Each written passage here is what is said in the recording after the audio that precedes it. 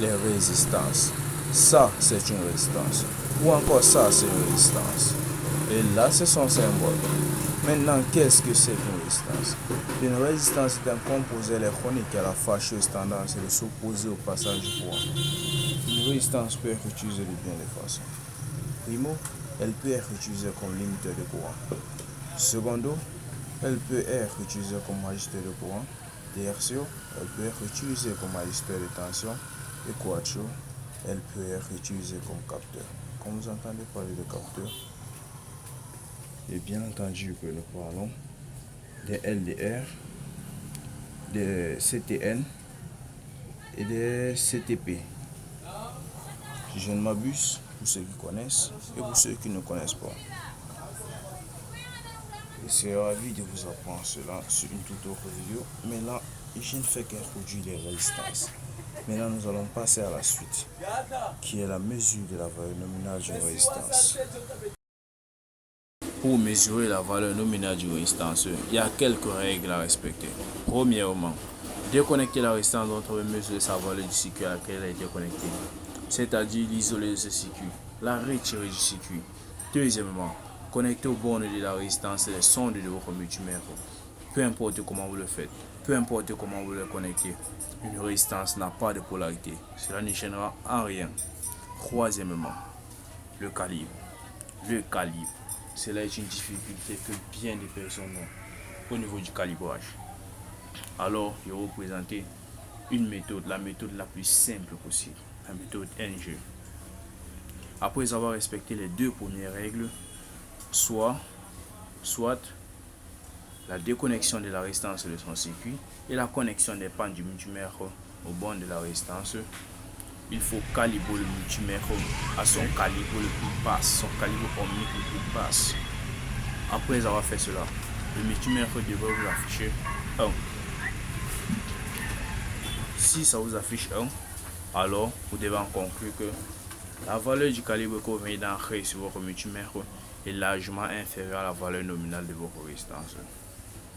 Et si, après avoir mis le calibre le plus bas de votre multimètre, vous obtenez une valeur, vous devez simplement conclure que le calibre là était le calibre adéquat pour obtenir la valeur nominale de votre résistance.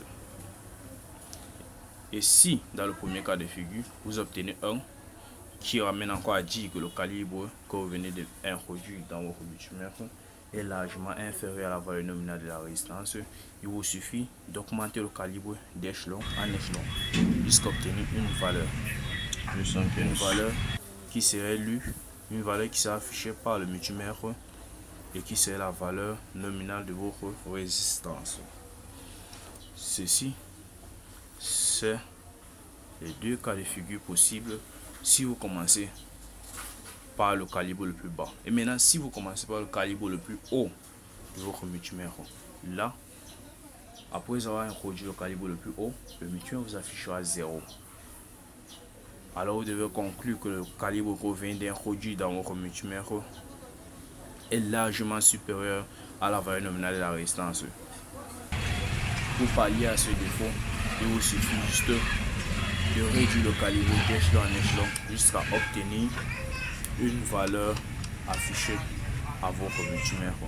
Cela serait la valeur nominale de votre résistance. Vous devez réduire le calibre d'échelon en échelon jusqu'à ne plus obtenir 0. Et la réduire pas au calibre minimal où vous allez avoir un 1 affiché. Cela est strictement déconseillé. Et maintenant, après avoir obtenu la valeur nominale sur votre multimètre, pour vérifier le résultat affiché par votre multimètre, vous pourrez encore lire le code de couleur de votre résistance. Là, nous avons le rouge, noir, noir, marron, ce qui correspond encore à 2, 2, 0 fois 1, qui est le noir, qui donne au final 220 ohms. Et sur notre multimètre, nous avons eu une valeur affichée de 215 ohms. Voilà comment mesurer la valeur nominale d'une résistance le plus simplement possible. Il est très facile à le faire et à la portée de n'importe qui. Merci d'avoir suivi cette vidéo et à la prochaine.